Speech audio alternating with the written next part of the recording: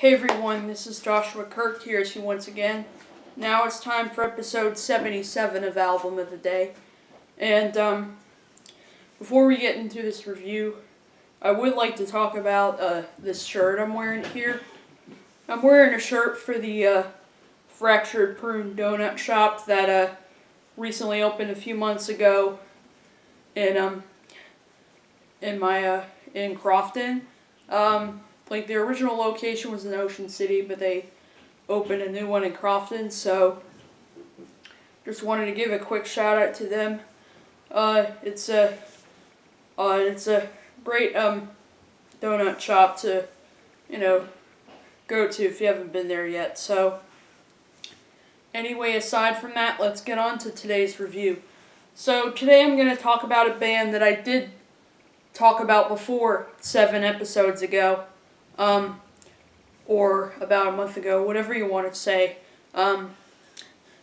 It's the unique and eclectic Tucson, Arizona band by the name of Calexico that formed back in 1996 out of musician friends Joey Burns and John Convertino.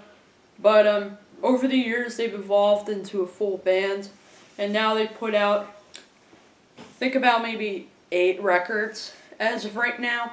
But I'm here to talk about their 4th album that came out back in 2003. And it's entitled Feast of Wire, which I do have a CD copy of it here. I actually got this for my 15th birthday recently, this CD. And I just wanted to talk about this one because Calexico put out so many great records. They do a really good job of blending in a bunch of unique styles into one album, unlike other bands today. And Feast of Wire is definitely no exception.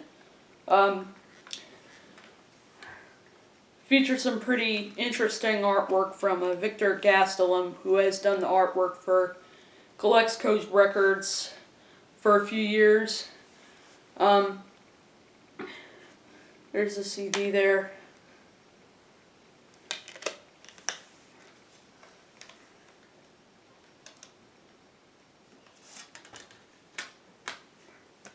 And let me show you, this is a little insert here. Some artwork there. And it doesn't have the lyrics, unfortunately, but it does have the liner notes in there.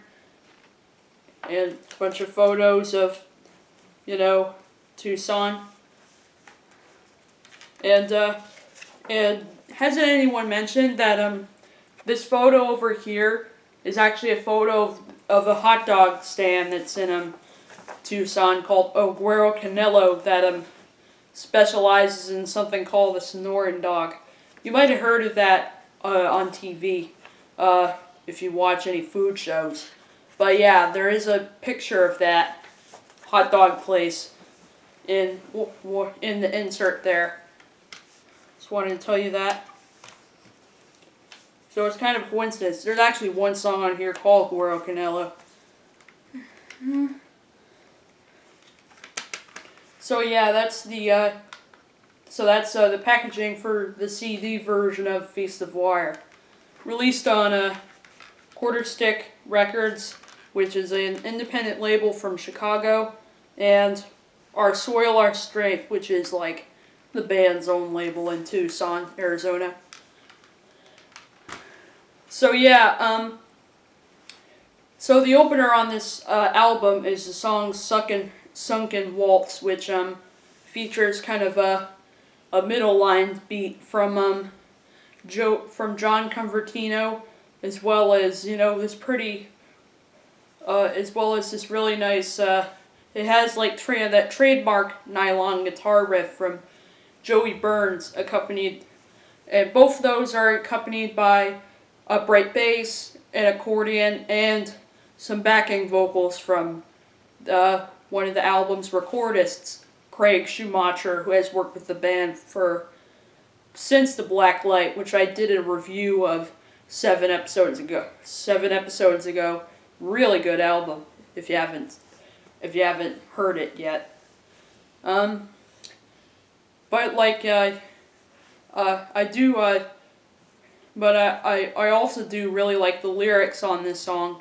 Um, like there's definitely a sense of storytelling going on this album, as opposed to older Calexico records that only had like about 5 or 6 songs with vocal tracks and lyrics. But this is one album where lyrics actually become a pretty big focus on about half of the album, and Sunken Waltz is a perfect example of that. The narrator talks about, this guy who created a machine for no one to see while heading out as far as he could from his home. And then he took flight first thing in the morning. So it's definitely one song that definitely shows you how pretty much, how interesting the lyrics that Joey Burns writes for the songs are. And following that is the lead single from the album called Quattro, World Drifts In, which has this album has some songs on it that are a little more accessible than the band's older works from Spoke, The Black Light, or Hot Rail.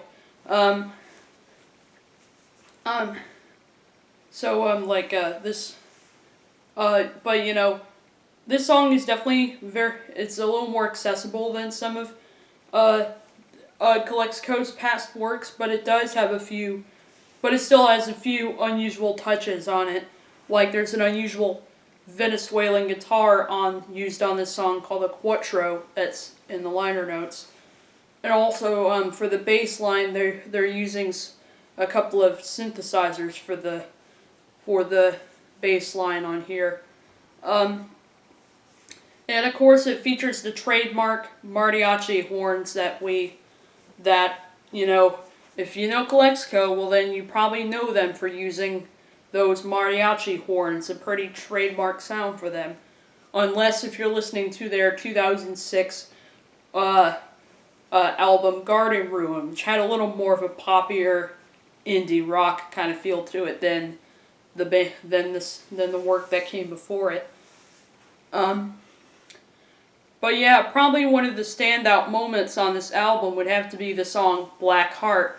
Definitely one of the most cinematic moments on this album would have to be that song, and it is just fantastic with those just intense and with just those intense string arrangements and that tense string arrangements and like a pretty dark storyline to go with it. Definitely one of the band's darkest songs yet, and it is just whenever you that song just it pulls you in more every time you listen to it. So yeah, this is one. This is one song that's just so epic and amazing. It's kind of like an early Arcade Fire in the sense of how epic it feels. Which is kind of strange because Funeral from Arcade Fire soon came a year after this record. So I think Black Heart definitely sounds like something maybe Arcade Fire could have done, maybe on Neon Bible, even though Arcade Fire's first album wasn't even out yet, and they were still just this weird band that came out of nowhere. But yeah, just this song, this song just shows the band's ability to get pretty cinematic and definitely, create some sort of emotion out of music. And then there's the song Not Even Stevie Nicks is definitely a little more accessible in the sense that Joey Burns uses kind of a falsetto vocal on this song, which, wasn't something he used a lot of back then, but I do really like to hear that on this song. And it's basically a song about a man who's just so ruled by fear that not even the best things in life and not even his most and not even the things that he cares about most could save him from the dangers and the horrors of life.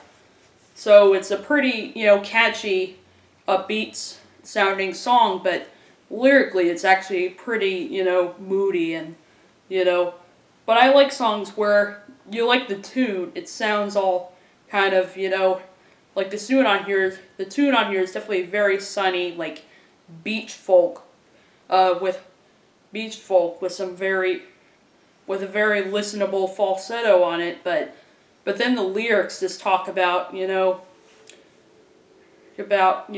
man with just, a huge problem and huge problem. And then after that is yet again another pretty cinematic moment on the album. The short instrumental close behind with some really some brilliant pedal steel, accordion, and string and violin solos going on here, as well as the use of some orchestral chimes on there too. But yeah, just a really great instrumental. I do really like how when Calexico does instrumentals, there's no lyrics, but the music really speaks for itself, and it's as if the music is trying to say something, and music is trying to say something even though there are no voices at all. It's just the music. That's what really struck me about The Black Light, an album full of instrumentals mostly, but yet the music really was trying to say something and trying to make little perspectives in your brain. So I do like music that tries to create little big spaces in your brain and try to make it real open to different, sounds and structures. And then there's Woven Birds, which is one of the quieter tracks on here, but just a beautiful song. I do really like the moment in the chorus where the accordion, vibraphone, and vocals all blend together into one just harmonious melody on here. And the book and the canal sounds like some beautiful opening music for a movie. With its very relaxing mix of piano and cello, and this song shows kind of the rare occasion of John Convertino moving away from his drum kit and instead going to the piano for this song.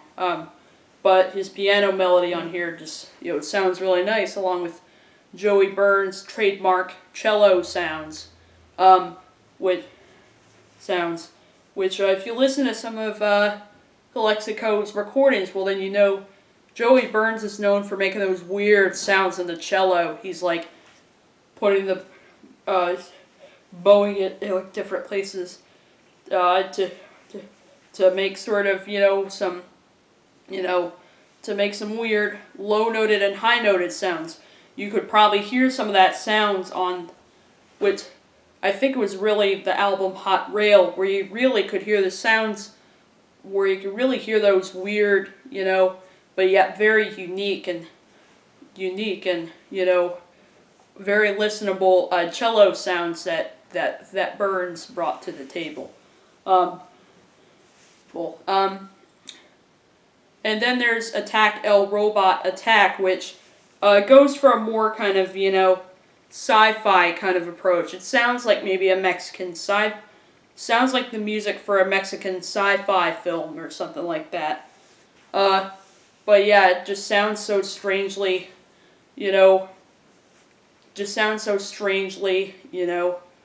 amazing, like, with its eclectic mix of, mix of gurgling synth sounds and jazzy trumpet, but as well as kind of a jazzy drum beat too. So there's a little bit of a jazzy feel to this song. The band has a little bit of a jazz influence going through, a trend that started with the song "Fade" from Hot Rail. And there's Across the Wire, which once again really does tell a story. So there's a little bit of a kind of, there's a little bit of a Bob Dylan influence going through on this album, but yet with a little more of kind of a Southwestern theme going on, like with the lyrics on here, and with the melody here too, with its, Tex-Mex trumpets and violin, and with this, with this very, melodic, along with this very melodic and playful accordion on there too. Dub Latina is another track that really does show kind of the jazzy approach going through on here. And it's definitely one of the quieter tracks on, another one of the quieter tracks on here too, with this like echoey melodica, melodica and a few other things. And then there's the track Guero Canelo, which once again goes for kind of the Southwestern theme with, there's definitely a little bit of swagger with it, with the percussion, like I think I heard a cowbell or something like that in there. And then there's a few other weird things going on with this track, like there's the use of a synthesizer. So like the use of synthesizers is one thing on this record that wasn't really present on other records. That shows them going into maybe a little bit of techno on here. And Joey Burns sounds as if he's, he isn't really singing, he's more just, saying all these words into what sounds like maybe some sort of microphone bullet or something like that, as well as use of some Mexican group vocals. You may know this song if you've been to many of Calexico's shows and heard this as probably the closer, and you may also know this song if you've seen the movie Collateral with Jamie Foxx and Jada Pinkett Smith. That is one movie where the song Guero Canelo does appear. So I think it's really in the 2000s where the band found their songs get a little bit of attention because they got appearances on different movies and TV shows. The song Crumble is probably the jazziest song on the album. But yeah, I really do like how this instrumental yet again shows separate instruments speaking for themselves, from the trumpet to the trombone to the jazz guitar. It definitely sounds like something doesn't really sound as much like something you'd hear in a tequila bar. It sounds more like something you maybe hear in some sort of, intimate jazz lounge or something like that.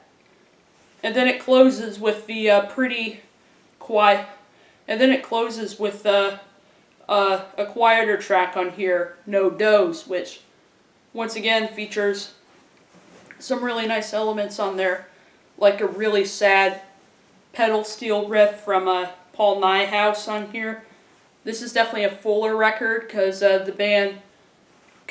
used to be mostly just John Confortino and Joey Burns playing together with a few additional musicians here and there, but now it's kind of a full band with 2 trumpet players, a steel guitarist, and an upright bass player. On here. So yeah, I think overall the album is just, full of, influences and styles that are, pretty unique and make for definitely one of the band's most enjoyable and intriguing records to date. I do kind of like it better than Hot Rail. I mean, Hot Rail is a really good album, a lot of excellent tracks on that one, but I do feel like some of the songs on it may be just a little too long, so they tend to get a little boring after a while, but this album, on the other hand, a lot of the songs on it are no more than like a couple of minutes, but that makes, I think, for a better and more, for a better flow on the album, and makes up for more room for interesting sounds. So that's my review of Feast of Wire by Calexico. I'll see you for episode 78.